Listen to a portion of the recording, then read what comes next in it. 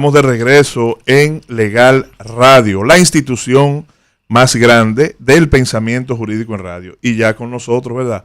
Nuestro primer invitado, que ojalá y tenga tiempo de quedarse el programa entero, a debatir los temas, ¿verdad? Aparte de lo que él vino, ojalá, de lo que vino a tratar con nosotros. Una persona muy ocupada, con múltiples responsabilidades. O sea, que tú estás diciendo que no se puede quedar. Bueno, lo voy a excusar de manera amplia, porque, ¿verdad? Pero que él no ha hablado. Tú sabes. Bueno. Tú estás asumiendo una representación unilateral. Bueno. Oye, tú estás como los letreros de los parqueos. ¿Cómo? Cuando tú entras a un parqueo de un comercio o lo que fuera, tú sabes que las disposiciones unilaterales no surten efecto entre las partes. Y te dice, todo lo que ocurra a su vehículo, nosotros no somos responsables. Tú has asumido una representación unilateral del hermano Quiroz. Bueno, pues bienvenido Roberto Quiroz, un gran amigo desde hace mucho tiempo. No sé si Manzano tuvo la oportunidad de litigar con él. Sí, claro. En el ámbito penal y él en la defensoría pública. Así es. En ese tiempo, ¿verdad? Y también un doctrinario, porque nos ha aportado una publicación bastante interesante, ¿verdad? Sí. O sea que Quiroz es un jurista aquilatado. Hoy está en una posición como primer adjunto del defensor del pueblo, ¿cierto? Primer suplente. Primer suplente. Sí. Entonces, siempre, aunque es amigo nuestro, nunca dejamos pues de acreditarlo ante los demás quienes no lo conocen. Licenciado en Ciencias Jurídicas de la Universidad Tecnológica de Santiago, posee maestría en Derecho Administrativo y Laboral de la misma universidad, posee una formación especializada en Derecho Penal y Procesal Penal por la Escuela Nacional de la Judicatura, ha realizado cursos de Derecho Procesal Constitucional y diplomados en Teoría del Delito, Fundamentación de los Recursos, Litigación Penal Avanzada y Justicia Digital. Actualmente es el primer suplente del Defensor del Pueblo y en funciones coordina el Departamento de Litigio Estratégico del Defensor del Pueblo. Pues entonces un aplauso para nuestro querido amigo Roberto Quiroz. Muy buenos días, hermano. Muy buenos días, yo agradecido de estar aquí con ustedes, tal y como me presentaste, dos grandes amigos, Manzano y tú, Gustavo, también. Y con Manzano sí tuve la oportunidad de acompañarlo en barra y de tenerlo como contrario. Sí. Así no es. me dejó hacer preguntas. Cuando lo tuviste como contrario, ¿qué pasó ahí? No me dejó hacer preguntas. Estaba en un abierto. El hombre se montó en unas objeciones eternas. Ay. Que no te dejaba grande, a los chilenos no les gustan esas objeciones. Bueno, Roberto, tú sabes que hemos estado tratando el tema de San Cristóbal, pero sin embargo, yo sé que lo que te trae por acá es el caso del canódromo. No quita que un poquito más adelante pues tratemos también algunos temas, porque viene un amigo, yo creo que tú conoces a Gilberto Pío, que es especialista en Derecho Médico. Sí, claro. Entonces, en principio nosotros pudimos identificar que hubo un juez de instrucción, un juzgado de instrucción rindió un auto de no al lugar a favor de algunos de los actores de el proceso correspondiente a las agresiones que sufrieron ustedes cuando intentaban hacer una labor en el canódromo de Santo Domingo. Pero sin embargo, en el día de ayer tuvimos conocimiento de que la Corte revocó ese auto de no al lugar y dictó de forma directa auto de apertura a juicio. Eso es correcto. Te agradeceríamos pues que nos pongas en contexto en relación al caso en sentido general y hacia dónde pues ya nos dirigimos, eso a favor de la ciudadanía, ¿verdad? Así es. Justamente en abril del 2022, el Defensor del Pueblo fue a las instalaciones del canódromo, el Coco, a realizar una inspección. Y en ese evento, en ese día, ocurrió la situación en la que no se le permitió al defensor realizar sus trabajos y como resultado vino golpes y heridas contra el mismo defensor, contra el secretario Harold Modesto, uno de nuestros camarógrafos y otros empleados de la institución.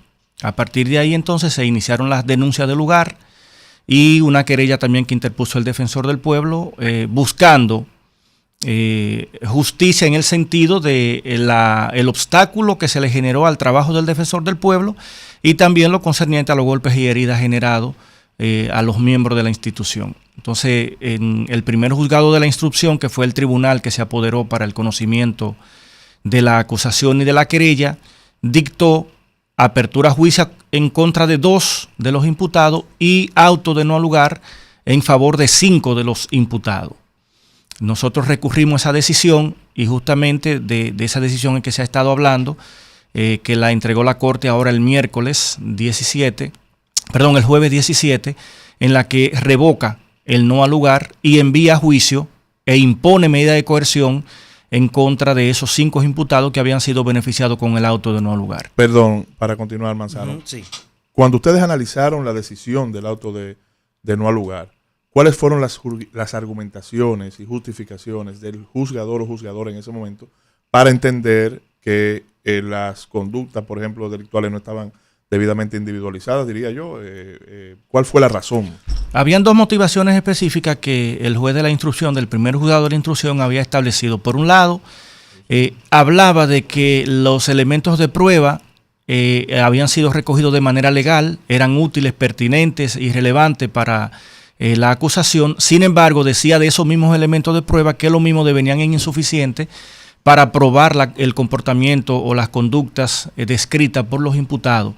Pero asimismo establecía en esa misma decisión que esos tipos penales que señalaba tanto la parte acusadora como la parte querellante no eran tipos penales de su competencia, pero no explicaba entonces competencia de qué tribunal era. Falta de motivación. Así es, evidentemente falta de motivación y también parte de su decisión partía de que en uno de los videos no se evidenciaba las conductas señaladas, en uno de los videos, pero se aportaron más videos.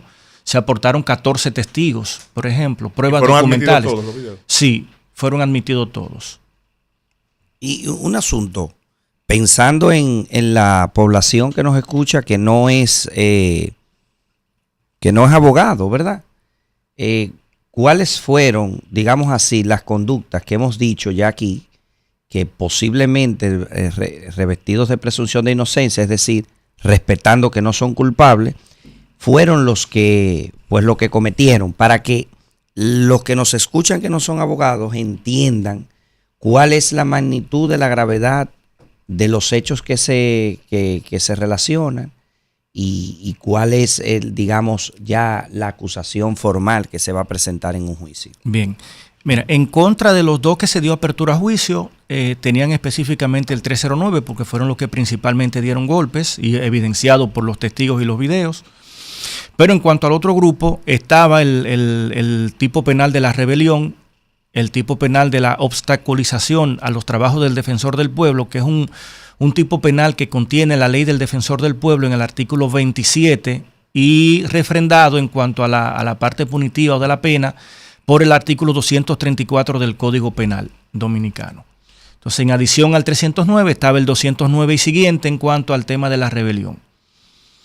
Y una cosa, el que porque a mí nunca se me olvida una parte del video, y fue un imputado que le hizo un remo a Harold, que yo creo que si lo agarra de lleno, o sea, el dolo estaba inscrito de los pies hasta la cabeza. Yo creo que si lo agarra, otra cosa estuviéramos hablando, Dios que lo proteja. Esa persona... Pero hay una tentativa ahí, no deja de ser sancionable. Y esa persona fue condenada a 1 año. Ah, ya fue. Sí, tanto la persona que agredió al defensor. Vamos a explicar eso. Sí. Porque las 2 personas que se fueron a juicio y los 5 que se conoció el juicio. En la 4ª sala penal, en este mismo año, se conoció el juicio. Y lo condenaron a 1 año. De prisión. De prisión, correcto.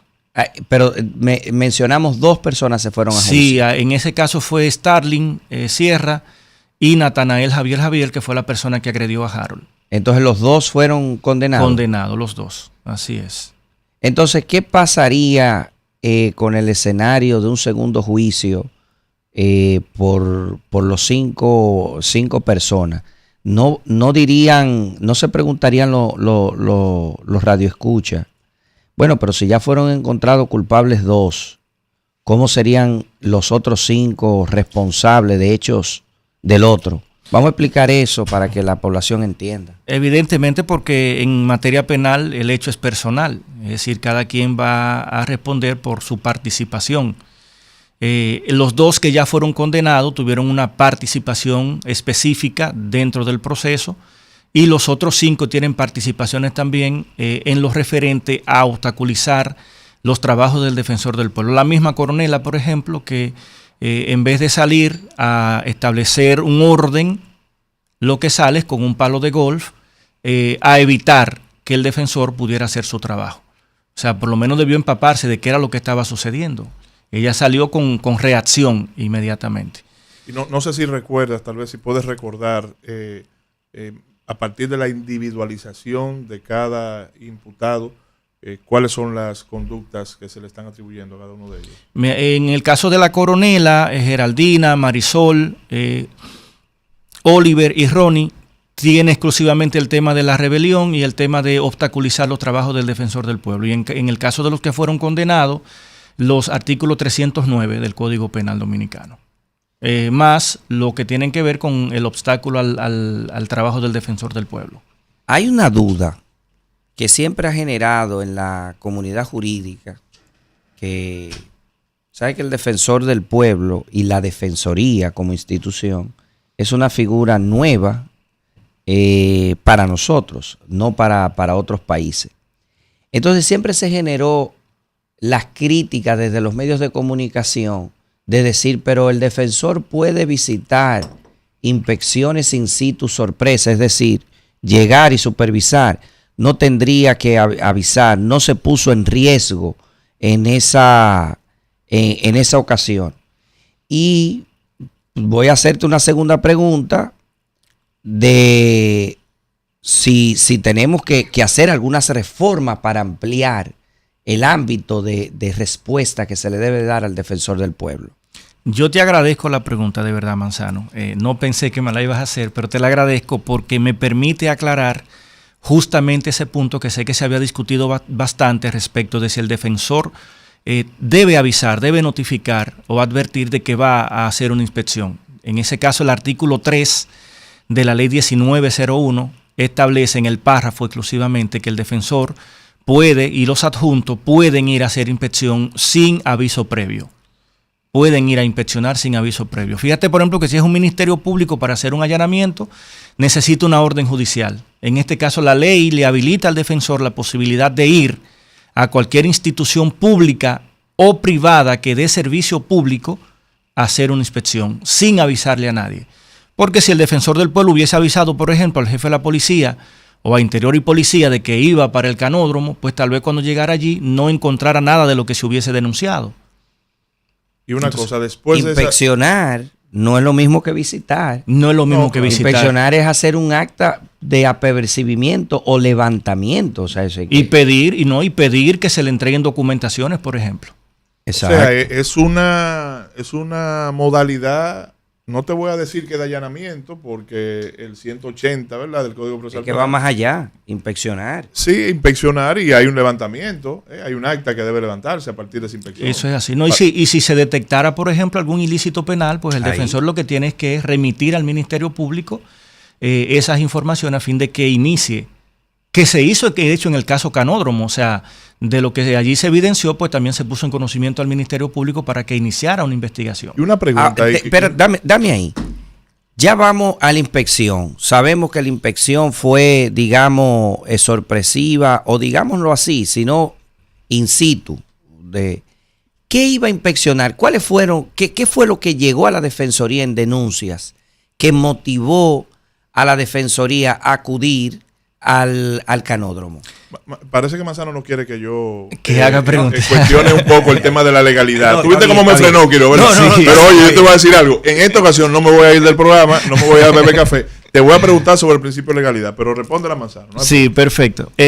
Habían varias denuncias en el Defensor del Pueblo y también casos de oficio que el Defensor del Pueblo se había enterado de situaciones que pasaban en el canódromo. Por ejemplo, una persona que después de haber pagado la multa, lo llevan al patio donde están los motores, donde hay más de 7,000 motores, y le dicen busque su motor. Esa persona duró unas 6-7 horas intentando encontrar su motor, y cuando ya lo encuentra, entonces le dicen que para quitarlo del sistema, él tenía que pagar un dinero.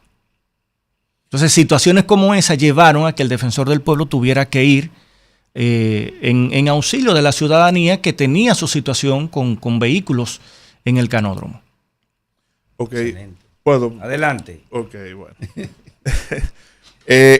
Observo una colisión ahí un tanto seria en cuanto a la cadena de custodia de la prueba, porque inicialmente el ministerio, y ya eso entrando ya en el ámbito procesal penal, si el defensor del pueblo, como la tiene, la atribución de inspeccionar, y más bien tú que informaste ahorita, que si se identifican alguna evidencia en relación a algún ilícito, pues entonces lo remite al Ministerio Público. Sin embargo, para el Ministerio Público, poder obtener ese tipo de evidencia, si va solamente como director de la investigación, necesita pasar el control, el sedazo constitucional ante un juez para que revise y determine si el allanamiento procede o no. Y en virtud de una orden de un juez, entonces procede. Ya iniciado un proceso penal, no nos encontraríamos con un conflicto bastante importante en materia de cadena de custodia. Bueno, lo que pasa es que el defensor del pueblo no retendría las pruebas a esos fines, no sería el encargado de custodiar esas pruebas. Sí, pero la remitiría sin haber tenido, por ejemplo, una orden No, porque lo que el defensor del pueblo apodera al Ministerio Público en cuanto a la denuncia. Por ejemplo, si allí se descubre que hay un tema de corrupción, el defensor del pueblo va a denunciar ese tema para que el Ministerio Público investigue. No es que evidentemente el defensor es que va a decir, mira, estas son las pruebas con las que tú vas a demostrar tu acusación. No, pero hablamos en el escenario de que a través del acta de inspección levante o identifique algún tipo de evidencia ahí. Fue en ese contexto. Bueno, ahí tendríamos que revisar. De hecho, una de las preguntas que hacía Manzano, que no le había dado respuesta, era respecto de la reforma de la ley. Y ciertamente la ley del defensor del pueblo necesita una reforma. No solamente por el tema que tiene que ver con esto que tú me preguntas, del tema de legalidad en cuanto a si el defensor recabar alguna evidencia y que posteriormente esa evidencia habría que utilizarla en un proceso penal. Sí, no, aprovechando tu participación junto a nosotros. Así es. Señores, vamos a la pausa y venimos en breve.